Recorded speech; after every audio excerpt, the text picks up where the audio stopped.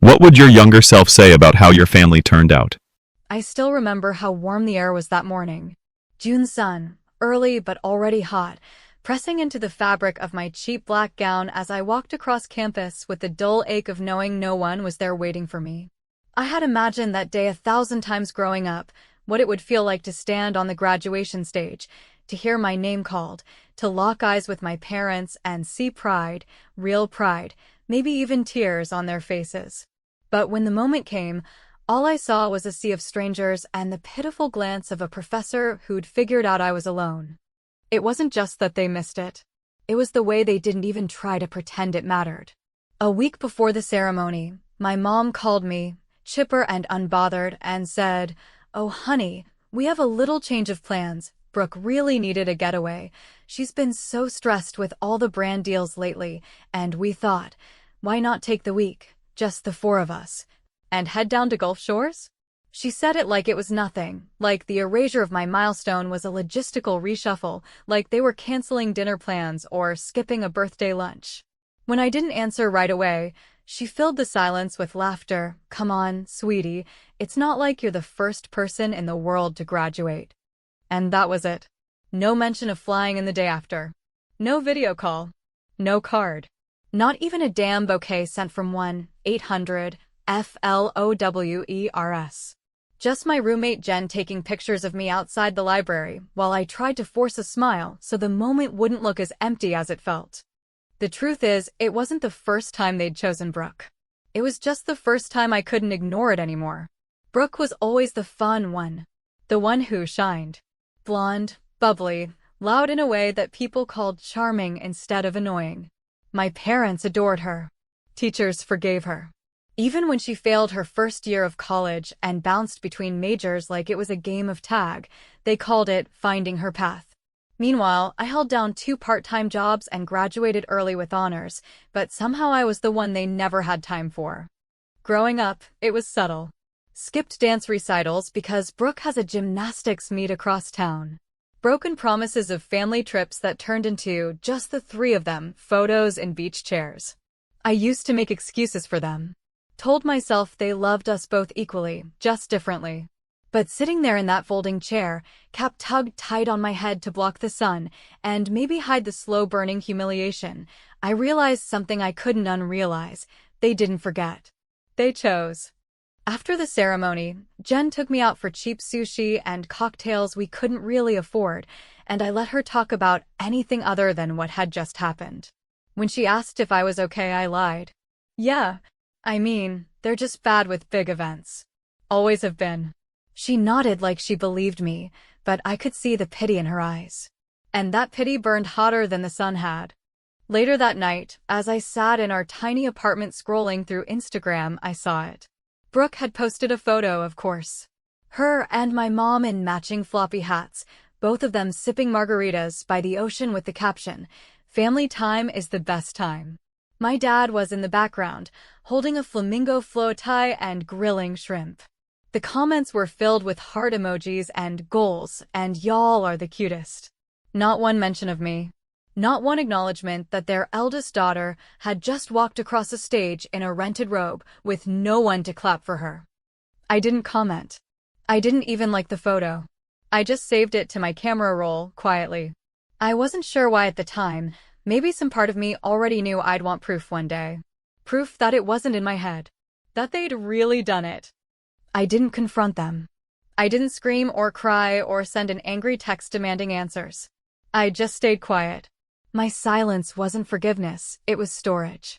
I was saving the moment like ammunition, like something that could be sharpened and used later. And deep down, I think that scared me a little. Because for the first time in my life, I didn't want to be the good daughter. I didn't want to be the bigger person. I wanted them to feel what I felt, alone, forgotten, unimportant.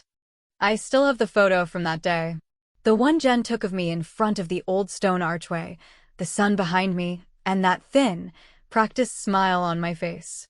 In the background, the campus clock tower reads 10:34. That's the exact minute they were probably ordering appetizers, laughing about something Brooke had posted, completely unaware that I was already gone from them. Not physically. Emotionally. Permanently. And what none of them knew, what I didn't even fully know myself, is that I had just started planning. I didn't know what it would look like, or when, or how, but I knew in my bones that someday they'd remember this day for a very different reason. Not because I made a scene, but because I didn't. They say revenge is a dish best served cold. But I've learned that silence, calculated, deliberate silence, is colder than any plate you'll ever touch. And when it's paired with success, that's not just cold. That's glacial.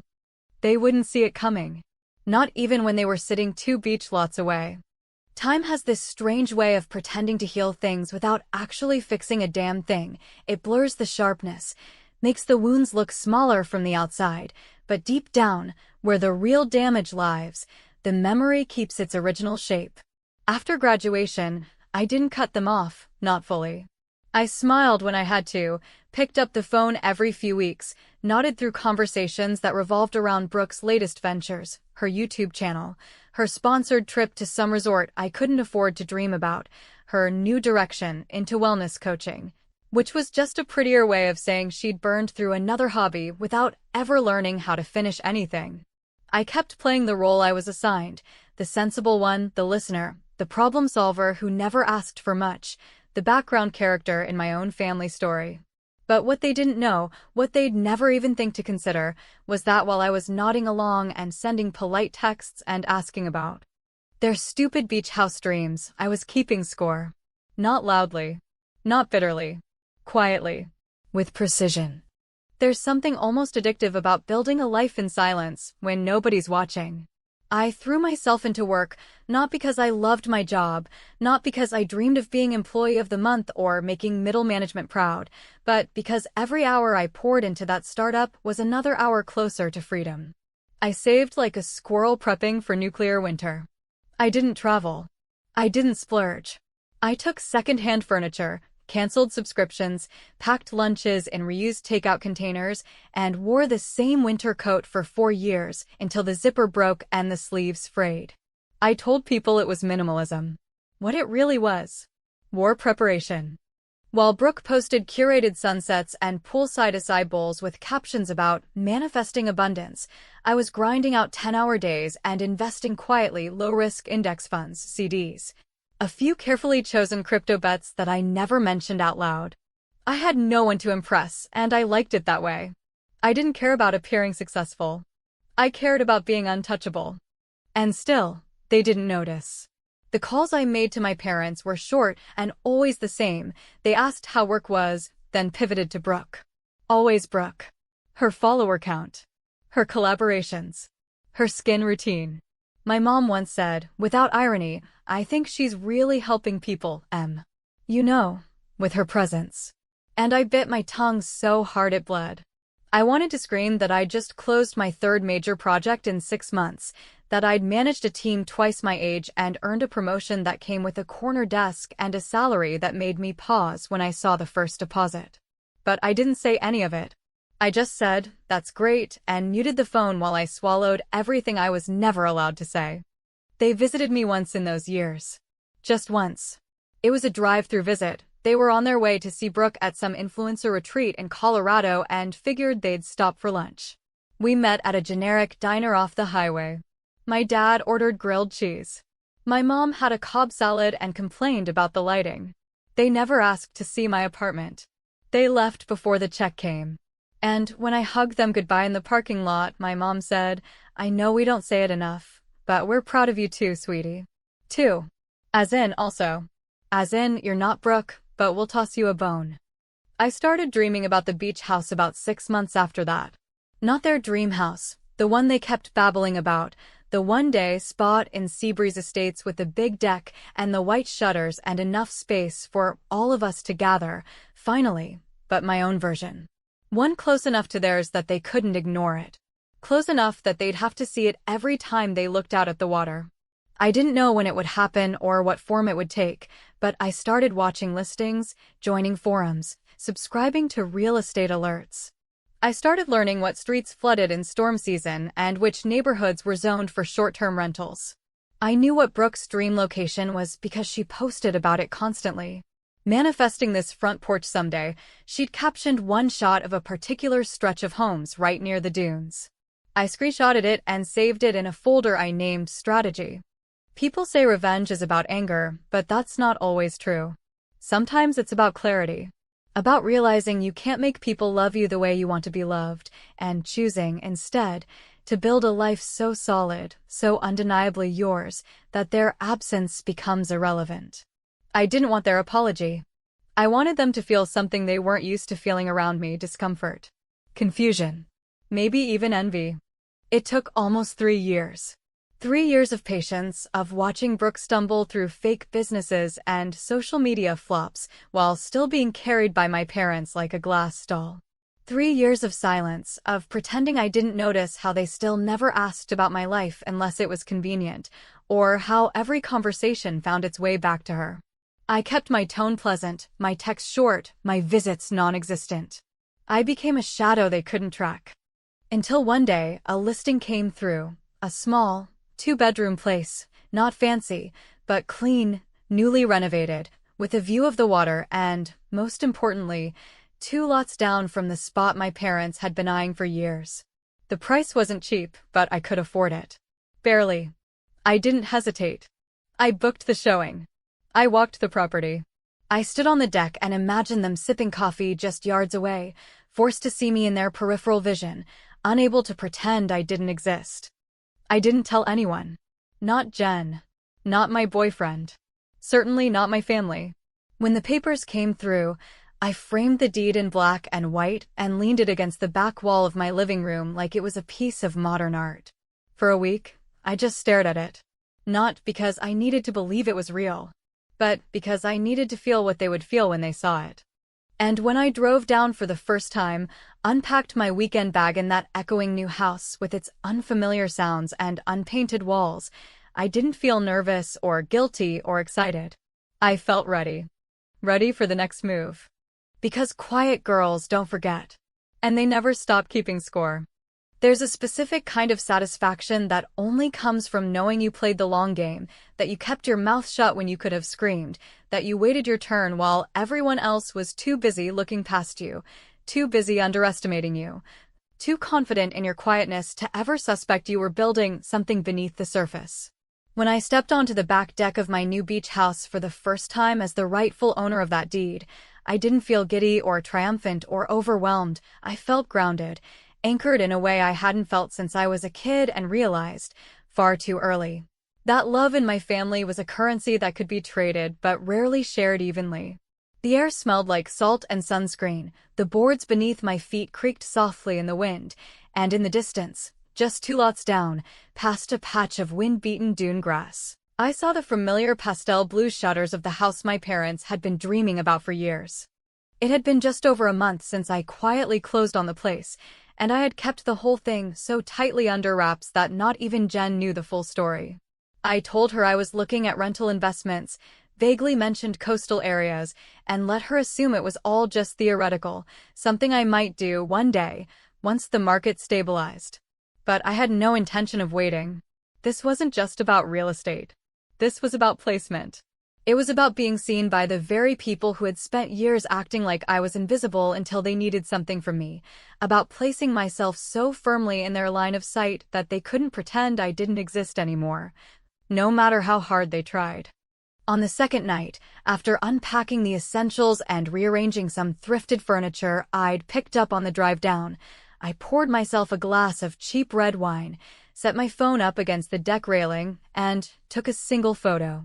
The sky behind me was deep orange and bleeding into lavender, the kind of sunset that makes you pause mid-step, and in my lap, almost too casual to notice unless you were really looking, sat the frame that held my deed. The corner of the document visible just enough to confirm what it was without shoving it in anyone's face.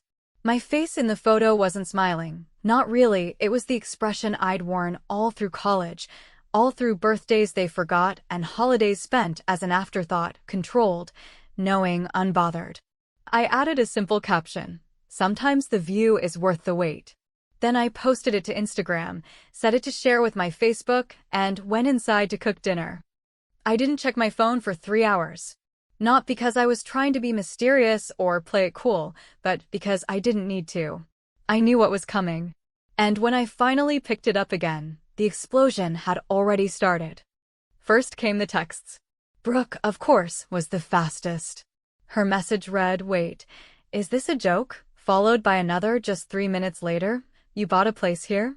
Then, the third, "You knew Mom and Dad were planning to buy on that street. You seriously think this is funny?" I didn't reply. I left her on read. 5 minutes later, she followed up with, "This is actually so F*** ed up, Emily." I set the phone down and smiled to myself, not because I enjoyed seeing her upset, but because the intensity of her reaction told me everything I needed to know. She wasn't just surprised. She was threatened. An hour later, a group text popped up, "Family chat." The name alone made me laugh. The last time we'd used that group was nearly a year ago, when Brooke had launched some half-baked skincare line and my parents wanted us all to support her campaign. I'd liked the post, left a one-word comment, and then muted the group indefinitely. But now the notifications were relentless. My mom wrote, "We saw your post. Are you really in Seabreeze?" Then, a minute later, "We thought you didn't care about the beach." As if the beach were the point. My father chimed in with his classic tone of forced civility masking deep irritation. "Would have been nice if you'd said something. It's odd to be blindsided by something so big." And then, the kicker, "Brooke again, of course. You're doing this on purpose. You're trying to ruin our plans. You've always been bitter. Congrats, you win." I didn't answer a single one of them that night. Instead, I turned off the notifications, made another glass of wine, and sat on the floor of my barely furnished living room, listening to the waves outside and the low hum of a distant radio from someone else's porch. And in that quiet, I felt something I hadn't felt in years: power, not the flashy kind that needs to be broadcasted or reinforced with applause, but the kind that settles into your bones when you realize you're finally in control of your own narrative. They didn't know what to do with my silence. That's the thing about people who've always dominated a space. They interpret silence as either submission or guilt, never strategy. But mine was the kind that grows teeth in the dark, the kind that watches and calculates and waits for the exact right moment to act, not out of vengeance, but out of something deeper and harder to name. Maybe it was vindication. Maybe it was just survival. The next morning, I went for a walk along the beach trail. As I passed the lot 2 doors down, I noticed something new, a "for sale" pending sign that hadn't been there 2 days earlier. My parents hadn't bought yet, but they were clearly close. Close enough that my post might have landed like a gut punch, close enough that I'd interrupted the fantasy they'd been constructing for years. The one where Brooke brought her perfect children to visit, and everyone gathered for 4th of July barbecues and laughed about old times as if nothing had ever gone wrong. When I returned from my walk, I checked the group chat again. Still no new messages. The silence now was theirs, and it tasted sweeter than I expected. I didn't need them to understand why I'd done it. I didn't even need them to be sorry. All I wanted was that flicker of recognition, that brief, flickering second where they'd look at my face, see my name on the mailbox, pass my porch on the way to their dream house and think, just for a second, "She's not who we thought she was." Because I wasn't. Not anymore. There is a kind of silence that doesn't come from peace, but from pressure, a silence so thick it hums beneath your skin, the kind that settles over a house just before a storm, when you know something is coming, but you don't quite know when or what form it'll take. That's the silence I sat in for 4 days after the group chat went dead, after the initial flurry of shocked and accusing messages faded into that aching, empty pause where no one wants to be the one to speak first, especially when they know, deep down, that they've lost the upper hand. I spent those days doing little things around the house, hanging shelves with a level and drill I had no idea how to use but figured out anyway, painting one wall a deep navy just because I liked the way it felt at night, going for long walks along the beach trail where I could see the other houses, vacant in the off-season, lined up like perfect little shells. I didn't think much about the fallout, not because it didn't matter, but because I knew it was only a matter of time before they came knocking. Literally. On the 5th morning, I heard the sound of tires on gravel. Not the usual slow, easy roll of a delivery truck or the quiet purr of the couple next door's sedan, but the sharp crunch of tires belonging to a vehicle that did not belong here, that carried the kind of tension you can feel through closed windows. I didn't need to look to know it was them. But I did anyway. I pulled the curtain back slowly, and there they were, my parents' silver SUV, parked too close to the edge of my driveway, like they hadn't decided if they were staying or just scoping the place out. My father sat in the driver's seat, stone-faced and unreadable in his aviator sunglasses, while my mother was already out of the car, walking toward the porch like she had the right to. She didn't knock at first. She stood there for a minute or two, adjusting the strap of her oversized leather bag, looking around the porch like it was a guest room she'd been promised, but didn't quite approve of. Then, finally, a soft knock. I considered ignoring it. I considered opening the door and saying nothing. But instead, I let them wait just long enough to feel the imbalance before I pulled it open. "Emily," my mother said, her voice too bright, too strained, too obviously rehearsed. "Well, this is something." I didn't smile. "It is," I said, letting the door open wider. "You can come in if you're here to talk like adults." She blinked at the tone, but stepped inside, followed by my father, who said nothing, just nodded slightly like he was bracing himself. The air shifted immediately once they were inside. My house, which had felt like a fortress just minutes ago, now felt invaded, like I'd been careless and left a window open in a storm. They didn't sit, even though there were 2 chairs in the living room and a stool by the kitchen counter. They just hovered, awkward and uncertain, clearly unsure how to start. So I did it for them. "You saw the post," I said, crossing my arms and leaning back against the kitchen counter. My mother gave a small laugh, that brittle sound she makes when she's trying to pretend she's not angry. "Of course we did.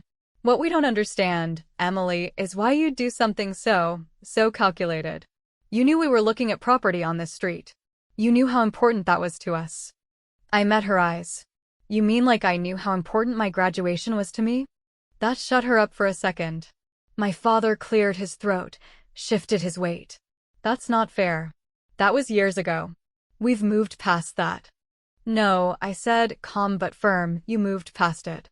I just stopped reminding you." They looked at each other, and in that glance, I saw the flicker of realization. They'd underestimated me, again. My mother stepped forward slightly. "Emily, we didn't come here to fight. We came here because this feels intentional. You bought this house to hurt us." "No," I replied, voice even. "I bought this house to remind you I exist." She inhaled sharply, but didn't argue. My father finally spoke, his tone lower, more controlled. "Look, we know things haven't always been balanced. Maybe we should have done more to support you, but this feels vindictive." I almost laughed. Vindictive would have been crashing your little beach trip with a graduation cap and a speech. Vindictive would have been plastering my degrees all over Facebook while you were busy promoting Brooke's yoga line or her juice cleanse or whatever phase she was in that month. This is called existing. 2 lots down from your dream.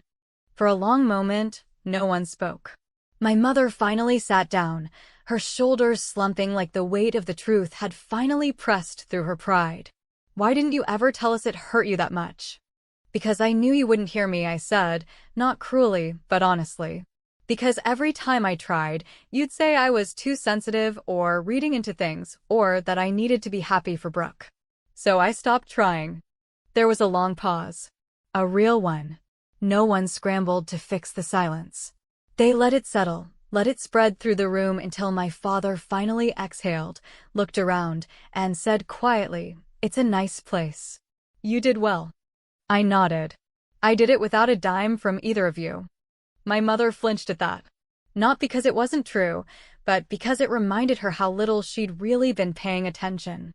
"We didn't mean to make you feel second," she whispered. "You didn't have to mean it," I said. "You just had to do it." After that, they left. No blowout. No apology that undid anything. Just silence again. But this time, it wasn't mine. And for the first time, I didn't feel like I had to fill it. Time passed slowly after they left, not because the days dragged or because I was wallowing in the aftermath, but because there's something about emotional confrontation, especially the kind that unearths years of unspoken tension and buried resentment, That lingers long after the people leave the room, like the echo of a song you never liked but heard too many times to forget. For the next week, I barely touched my phone except to check rental inquiries. The house, now freshly photographed and listed, had begun attracting attention faster than I expected, with weekend bookings stacking up through the end of the season. I spent my days furnishing the place piece by piece, mixing simple secondhand finds with personal touches, a framed print of my college campus, a bookshelf I built myself, a little brass key hook that said, "Welcome." Not because I expected family to ever use it, but because I liked the quiet irony of hospitality extended to strangers. Every detail I added reminded me of one simple truth: this house was mine, not just in name, but in spirit, in labor, in intention. No one gave it to me. I earned every square foot. I didn't hear from any of them again for over a month. Not a word from my mother, not a passive-aggressive emoji from my father, not even a text from Brooke to keep the Cold War warm. I thought maybe they'd decided to leave me alone for good, that they'd finally accepted the boundaries I had silently drawn and were choosing, for once, to respect them. But that was wishful thinking, and I should have known better. Because one Saturday morning, just as the sun began casting gold across the deck and the smell of fresh coffee filled the house, I heard a knock at the door, not the kind of uncertain, hesitant knock my mother had used the first time, but a softer, slower rhythm, like someone who wasn't sure they should be there at all. When I opened the door, Brooke stood there. She looked different, not in a dramatic, movie scene kind of way, but in the subtle ways people look when something in their life has gone wrong and they haven't figured out how to hide it yet. Her skin, usually bronzed and glowing, looked tired, paler than usual. Her eyes were rimmed with dark circles that no concealer had touched. Her mouth moved like she wanted to smile, but couldn't quite remember how. She wasn't wearing one of her influencer outfits, no sponsored leggings, no designer sunglasses, just an old hoodie and jeans, and on her shoulder hung a bag that looked like it had been packed in a hurry. I didn't say anything at first. I just waited. She cleared her throat, eyes darting toward the sand before locking onto mine. "Hey," she said, voice small, too soft for someone who used to fill every room. I crossed my arms, leaning against the doorframe. "You're a long way from the algorithm." That made her exhale a bitter laugh, the kind that comes when you know you deserve it. "Can I come in?" she asked. I didn't move. I didn't answer. I just let the pause stretch until she filled it herself. "I'm not here to fight. I didn't know where else to go." That part I believed. Eventually, I stepped aside. Not because I wanted to welcome her in, but because I wanted her to feel what it was like to sit in a space that didn't belong to her, that she didn't control, that existed outside the orbit of her endless performances and rehearsed charm. She stepped inside like someone entering a museum, careful not to disturb anything, glancing at the walls like they might judge her. We sat at the kitchen island, neither of us touching the coffee mugs I had just poured. She spoke first. "I'm getting divorced," she said flatly, like she'd said it so many times in her own head that now it meant almost nothing out loud. "Jason walked out 2 weeks ago. Took the dog, emptied the joint account, said I could keep the rest of the followers if I cared so much about them." I raised an eyebrow.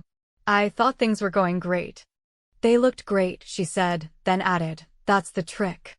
She kept going. Told me about the debt she hadn't told our parents about, the unpaid brand deals, the rent she couldn't cover without sponsorships that had stopped rolling in when her engagement rate dropped. She told me Mom and Dad were still helping when they could, but had started pulling back, gently, of course, never with confrontation, just with subtle silence and delayed responses and new language like, "Maybe it's time you figured out a long-term plan."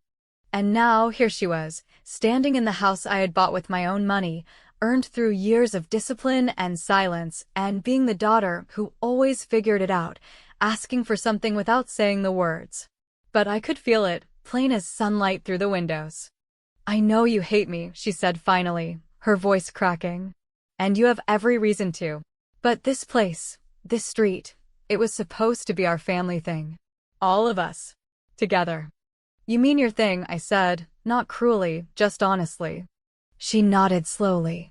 Maybe. Probably. But I'm here now. And I'm asking. I cut her off before she could finish. Let me guess, you want to buy it from me. Family price. Legacy and all that. She didn't answer right away.